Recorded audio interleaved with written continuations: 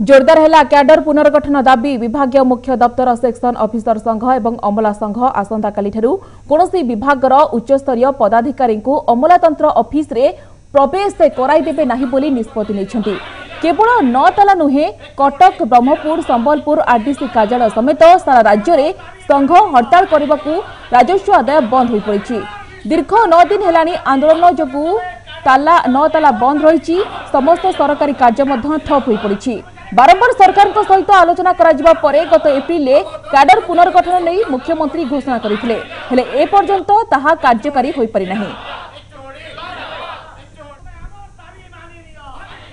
सरकार एपर्यंत सरकार कुंभकर्ण नीता न भांगी ना आमर ए स्ट्राइक आम भी डिक्लेयर करूँ अनिर्दिष्ट काल पर्यंत चलो जिते दिन पर्यंत मुख्यमंत्री 16/4 ऑर्डर अविकल नोटिफिकेशन न बाहला पर्यंत एवं से ही दाबी को आमर जो आंदोलन को टिके रूपरेख आम काली बदलैया जाऊँ।